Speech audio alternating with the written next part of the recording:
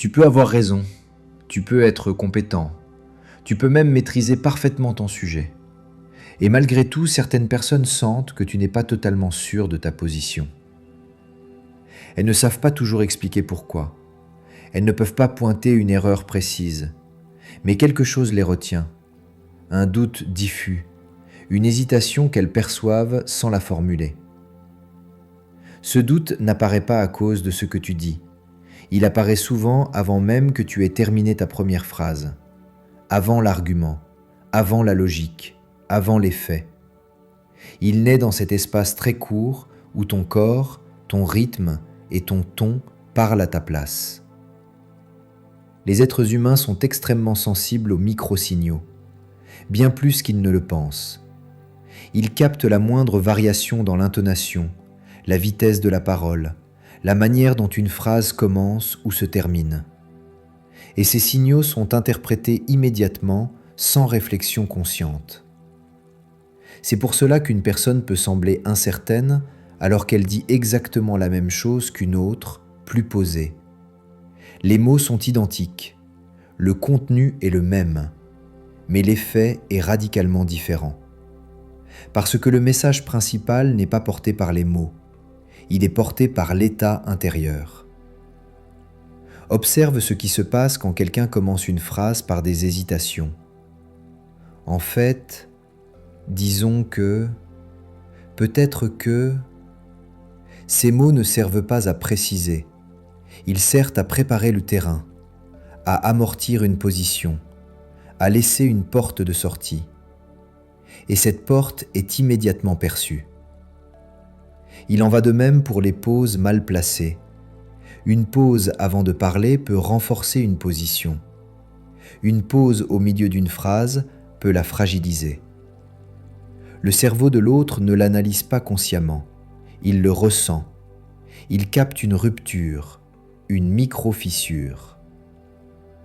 Même l'intonation joue un rôle décisif. Une phrase qui se termine par une intonation montante ressemble inconsciemment à une question, même si elle est formulée comme une affirmation. Et une affirmation qui sonne comme une question appelle presque toujours un test. C'est ainsi que le doute s'installe. Pas parce que tu sembles ignorant, mais parce que ton discours laisse transparaître un dialogue intérieur non résolu. Comme si, au moment de parler, tu étais encore en train de vérifier ta propre position. Les gens sentent cela très vite, parce qu'ils font exactement la même chose en permanence. Ils évaluent la solidité des autres avant même de décider s'ils sont d'accord ou non. Et cette évaluation se fait à un niveau presque instinctif. Tu peux d'ailleurs le constater toi-même.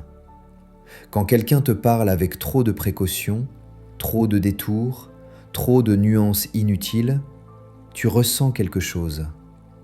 Même si tu es bienveillant, même si tu es ouvert, tu sens que la position n'est pas entièrement posée. Ce n'est pas une question d'agressivité ou de domination, c'est une question de clarté intérieure. Une position claire se ressent. Elle n'a pas besoin d'être défendue en permanence. Elle n'a pas besoin d'être amortie. Elle existe. À l'inverse, une position encore instable cherche inconsciemment à se protéger. Elle multiplie les précautions. Elle ajoute des mots. Elle ralentit ou accélère au mauvais moment. Et tous ces ajustements, censés rassurer, produisent l'effet inverse. C'est pour cela que certaines personnes sont constamment testées, interrompues, contredites, même lorsqu'elles ont raison. Les autres sentent qu'il y a quelque chose à pousser, quelque chose qui n'est pas totalement verrouillé. Le problème, c'est que la plupart des gens cherchent à corriger cela au mauvais endroit. Ils travaillent leurs arguments, leur logique, leur vocabulaire. Mais le doute ne vient pas de là. Il vient de ce qui précède la parole. Tant que ta position n'est pas fixée intérieurement, elle fuit à travers des micro-signaux que tu ne contrôles même pas. Et plus tu essaies de compenser avec des mots, plus ces signaux deviennent visibles. Comprends bien ceci. Les gens ne doutent pas parce que tu te trompes. Ils doutent parce qu'ils sentent que tu pourrais douter toi-même, même légèrement, même une fraction de seconde. Et cette fraction suffit. Dans cette vidéo, nous allons décortiquer ce mécanisme en profondeur. Comment le doute se transmet sans mots.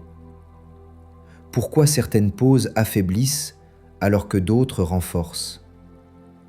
Et comment stabiliser ta position avant même de parler. À la fin, je te laisserai une manière simple et concrète d'éliminer ces micro-signaux pour que ce que tu dis soit perçu comme posé, même sans chercher à convaincre. Dans la prochaine partie, nous allons entrer dans la psychologie précise de ces signaux invisibles, ce que le cerveau capte réellement, et pourquoi il réagit avant toute analyse rationnelle. Le cerveau humain est conçu pour décider vite. Bien avant d'analyser des arguments, il évalue une chose simple. Est-ce que cette personne semble stable ou non? Cette évaluation se fait en quelques fractions de secondes, souvent sans que l'on en ait conscience. Quand quelqu'un te parle, ton esprit capte d'abord le rythme, la vitesse, les micro-hésitations. Il remarque si la parole coule ou si elle se cherche. Et à partir de là, il tire une conclusion provisoire. Cette conclusion n'est pas logique, elle est instinctive. Ce mécanisme vient de loin. Dans toute interaction humaine, la stabilité a toujours été associée à la fiabilité.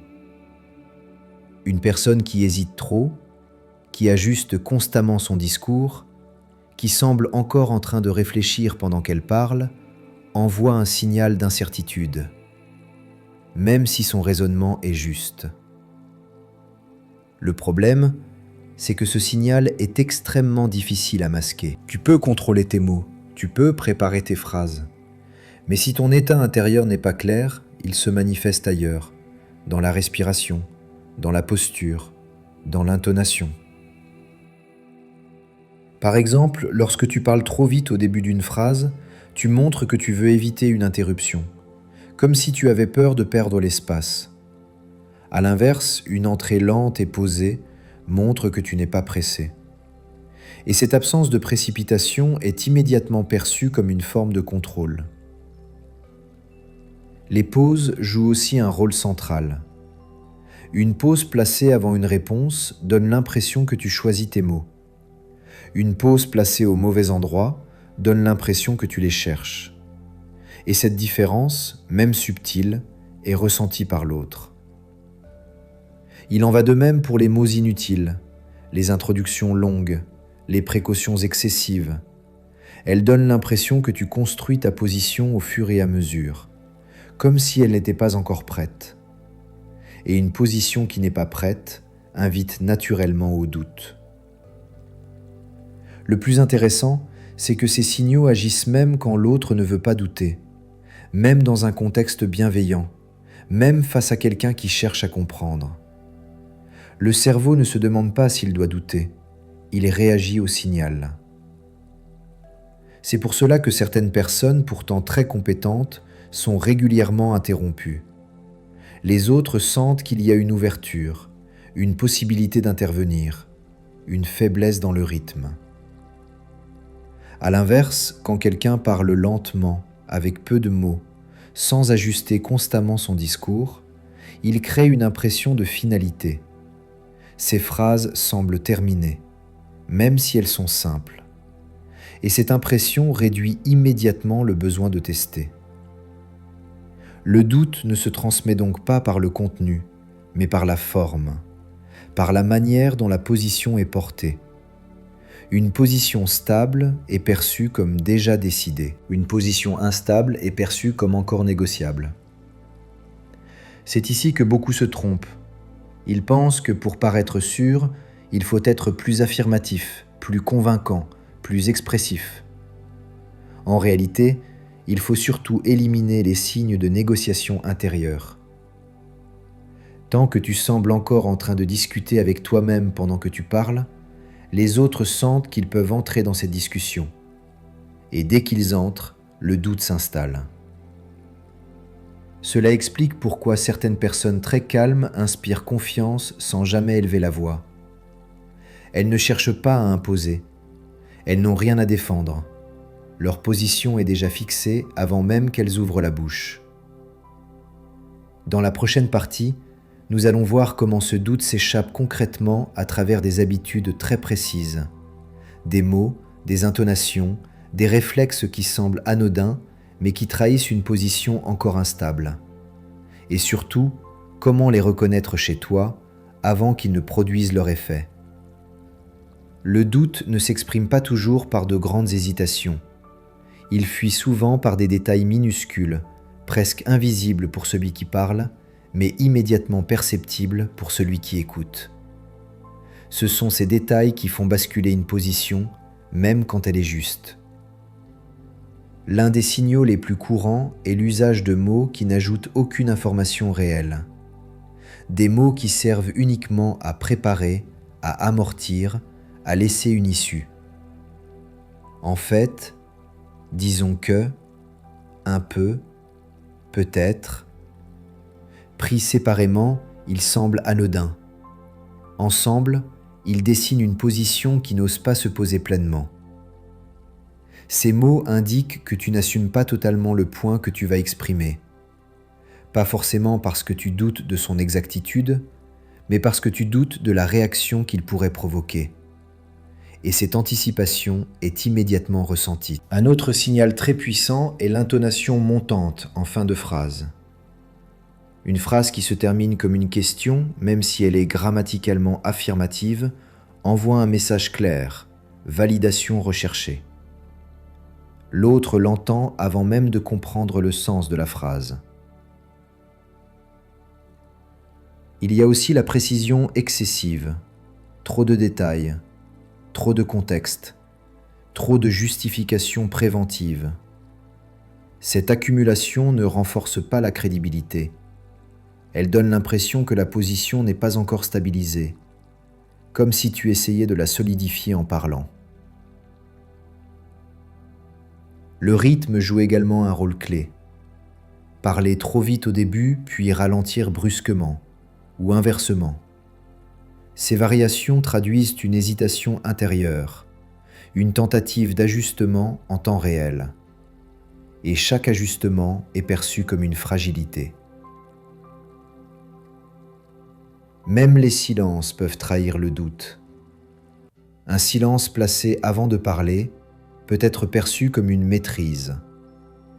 Un silence placé au milieu d'une idée peut être perçu comme une perte de fil. La différence est subtile, mais elle change complètement la perception.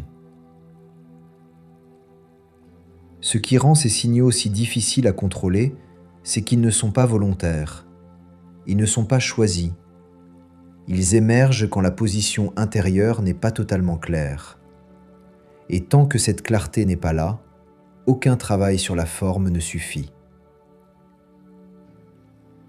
C'est pour cela que certaines personnes, même après avoir travaillé leur communication, continuent à susciter le doute. Elles ont appris à parler mieux, mais pas à se positionner avant de parler.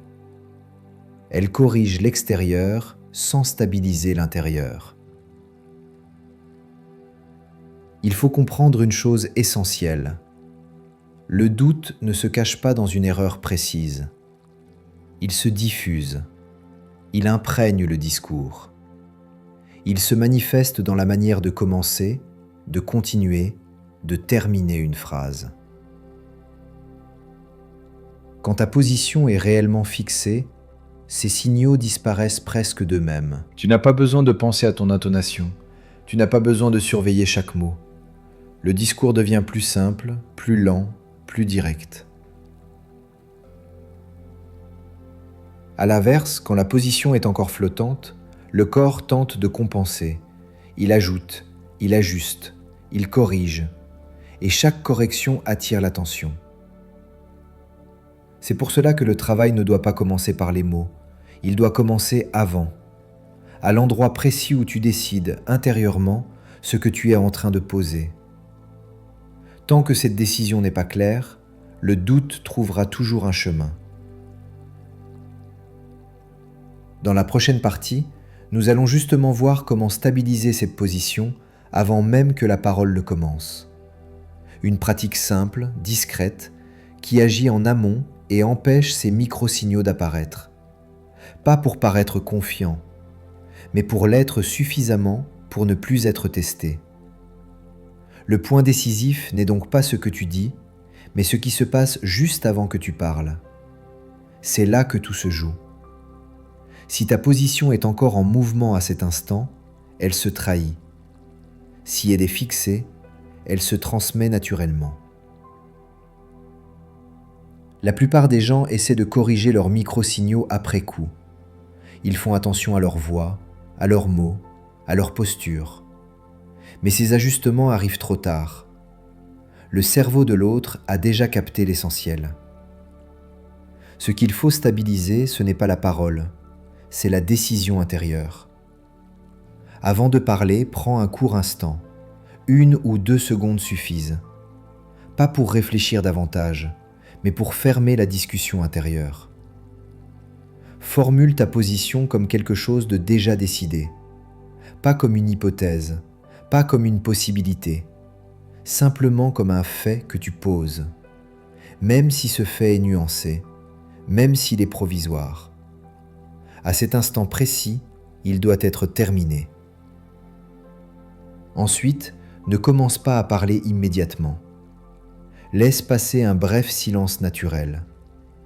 Ce silence n'est pas une hésitation. Il est le signe que tu n'es pas pressé, que tu n'as rien à défendre. Et ce signal est perçu très clairement. Quand tu parles, fais-le avec moins de mots que ce que tu juges nécessaire. Pas pour être mystérieux, mais pour éviter que l'ajout ne devienne une fuite. Chaque phrase doit pouvoir s'arrêter sans perdre sa force. Élimine consciemment les mots qui ouvrent des issues inutiles.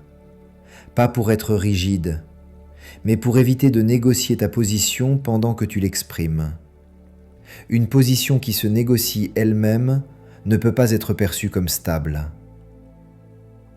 Si une question vient après, réponds-y, mais ne la préviens pas, ne la crains pas, laisse-la exister.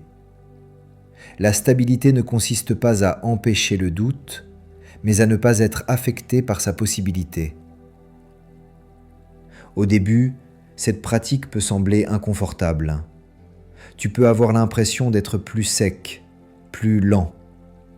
En réalité, tu es simplement plus posé. Et cette pause change immédiatement la dynamique. Les interruptions diminuent, les tests deviennent plus rares. Avec le temps, tu remarqueras quelque chose d'essentiel. Tu n'auras plus besoin de surveiller ton ton ou tes pauses. Quand la position est fixée avant la parole, la forme s'aligne presque d'elle-même. Comprends bien ceci. La confiance que les autres perçoivent n'est pas une émotion que tu affiches. C'est une conséquence directe du fait que tu sais ce que tu es en train de poser avant même d'ouvrir la bouche. Les gens sentent quand tu n'es pas totalement sûr de ta position, mais ils sentent aussi immédiatement quand tu l'es. Et dans ce cas, même le silence devient cohérent, même les pauses deviennent solides. Ce n'est pas une question de force, ce n'est pas une question de domination, c'est une question de cohérence intérieure. Quand elle est là, le doute n'a plus d'accroche. Il n'a plus où se poser. Souviens-toi de ceci. Tu n'as pas besoin d'être certain de tout. Tu as besoin d'être clair sur ce que tu poses, ici et maintenant. Et cette clarté, une fois stabilisée, se transmet sans effort, même avant les mots. Merci pour votre attention. Si la vidéo vous a plu, laissez un like, abonnez-vous et laissez un commentaire. Je vous souhaite le meilleur. À très bientôt.